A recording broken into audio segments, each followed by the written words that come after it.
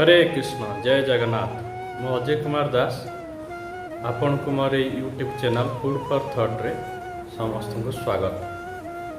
तेरे आज ईश्वर अस्तित्व सीरीज तृतीय वीडियो भगवान प्रकृत परिचय चलतु आरंभ करिया। तो आम प्रत्येक दिन खबर कागज दूरदर्शन सामाजिक गणमाध्यम शुणा पाऊ जे भगवान अमुक भगवान आज आविर्भाव होती। पुणी केवे शुणा पाऊ जे अमुक स्थान रे अमुक भगवान टी धरा पड़ी जेल गले। तहीपरी नाना प्रकार खबर शुणिकी साधारण मनुष्यटी तो भगवान किए भगवान प्रकृत परिचय बा क्या आम भगवान रूपे ग्रहण करवा क्या ग्रहण करवा ना तो ये सब विषय साधारण मनुष्यर बुद्धि बणा हो जाए। तो चलतु आम एक यही भिडियो जानिबा केमिति आमे भगवान प्रकृत परिचय कौन और केमिति आमे भगवान को जान पारिया। तो चलतु आमे गोटे गप शुणा। तो से गप माध्यम आमे ये कथा को बुझा प्रयास करिया। तो थरे मुनि ऋषि मानकर एक सभा होता है। तो से सभा रे आलोचना है जे भगवान किए आमे किपरि भगवान को साब्यस्त करिवा। तो सेथिपाई सेमाने सृष्टिर तीन जन मुख्य मुख्य लोक मुख्य देवता मानक स्थिर कले। तो से माने हले ब्रह्मा जी, विष्णु जी, शिव जी। किंतु एमानकु परीक्षा करिवा किए बा परीक्षा कहब किए।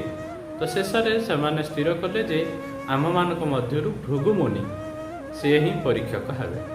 तो भृगुमुनि को यही गुरु दायित्व दिगला जे ये तीन जन को परीक्षा करी स्थिर करेंगे किए ही प्रकृत भगवान। तो भृगुमुनि प्रथम चलिले निजर पिता ब्रह्मा जी पाख। तो ब्रह्मा जी से एक सृष्टिर कौन से एक दायित्व सभा कार्य व्यस्त था।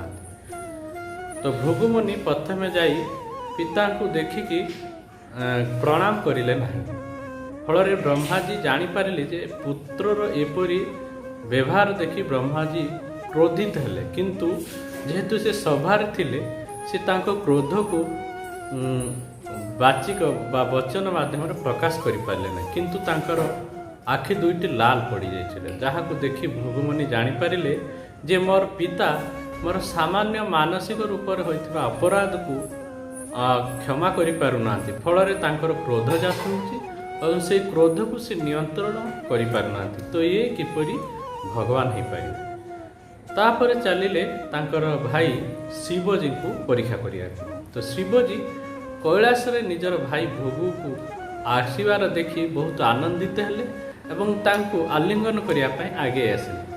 मात्र भृगुमुनि परीक्षा स्वरूप शिवजी को दूर एवं कहले जे आपण सब बेले मशाणी पाउंस बोली होउचंती। तो आपण देह अपवित्र अवस्था अपवित्र अवस्था अच्छी। जदि आपण मते छुईबे ताले मोर पवित्रता नष्ट होपरी नाना प्रकार कटुक्ति कह जहाँफल शिवजी एपरी कथा निज भाई मुखर शुणी बहुत क्रोधित हेले एपरी क्रोधित हेले जे से भृगुमुनि को मारिया त्रिशूल धरी मारिया दौड़िले।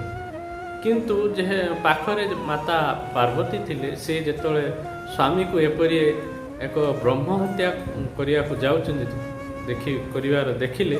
तो से तांको जाई बहुत काकुति विनोद करी शिवजी को बुझे सुझे अटकेले। तो एथिरे भृगुमुनि जानी पारले जे सिंह भाई शिवजी मध्य भगवान नुहंती। कारण मोर जे कथा माध्यम होता जो अपराध को से क्षमा न करिकी उल्टी क्रोध प्रकाश करी मते मारिबा को उद्यत होचंती। ये किपरि भगवान हो पारे। शेष में भृगुमुनि चलिले वैकुंठ लोक। तो वैकुंठ लोक विष्णु जी अनंत शज्या पर शयन करिथांती। पाखरे माता लक्ष्मी देवी तांको संभाषण करुथांती। तो भृगुमुनि प्रथमे पहुँची सीधा सड़क जाई विष्णु को वक्ष देश जोर कर एक प्रहार देले।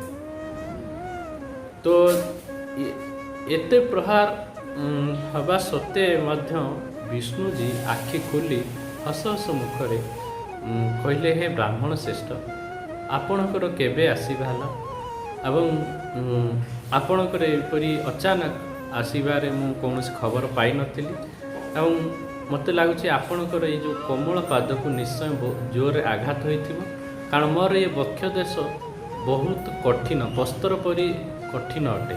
ତ ସେଥିପାଇଁ ମୁଁ କ୍ଷମା ପ୍ରାର୍ଥନା କରୁଛି।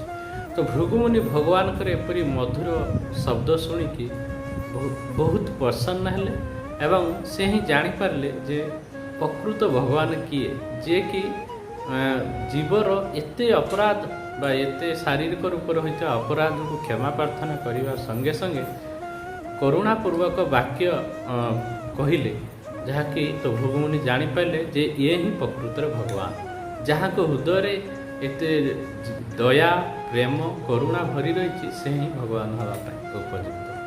ତ ଆମେ ଏଇ ଗପରୁ ଶିଖିବାକୁ ପାଇଲୁ ଯେ ଭଗବାନଙ୍କୁ କେହି କେବେ ତପସ୍ୟା ବଳରେ କିମ୍ବା ଯୋଗ ସାଧନା ବଳରେ କିମ୍ବା କୌଣସି ପ୍ରକାର କୁସ୍ତି କସରତ କରି ଆମେ ଭଗବାନ ହୋଇପାରିବା ନାହିଁ। ତ ଭଗବାନ ହିଁ ସବୁବେଳେ ଭଗବାନ ହୋଇଥାନ୍ତି।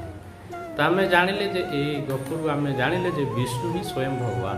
ତ ବିଷ୍ଣୁଙ୍କ ସ୍ରୋତ କୃଷ୍ଣ, ବରାହ, ନାରାୟଣ, ମାଧବ, ତ ଏଇ ସମସ୍ତ ହିଁ ଭଗବାନଙ୍କର ଗୋଟେ ଗୋଟେ ରୂପ। ତ ଆମେ ଏଥିରୁ ଜାଣିଲେ ହିଁ ଭଗବାନ କିଏ। ଯଦି ଆପଣଙ୍କର ଭଗବାନଙ୍କ ସମ୍ବନ୍ଧରେ କିଛିଟା ସନ୍ଦେହ ଦୂର ହୋଇଥାଏ, ତାହେଲେ ଆପଣ ନିଶ୍ଚୟ ଏ ଭିଡ଼ିଓକୁ ଲାଇକ୍ କରନ୍ତୁ, କମେଣ୍ଟ କରନ୍ତୁ, ସେୟାର କରନ୍ତୁ। ହଁ, ଯଦି ଆପଣ ପ୍ରଥମ ଥର ପାଇଁ ଏ ଚ୍ୟାନେଲକୁ ଆସିଥାନ୍ତି, ତାହେଲେ ବେଲ୍ ଆଇକନ୍ ଦବାଇ ଏ ଚ୍ୟାନେଲକୁ ସବସ୍କ୍ରାଇବ୍ କରନ୍ତୁ, ଫଳରେ ଆପଣ ଏପରି ନୂଆ ନୂଆ ଭିଡ଼ିଓ ଦେଖିପାରିବେ। ହରେ କୃଷ୍ଣ, ଜୟ ଜଗନ୍ନାଥ।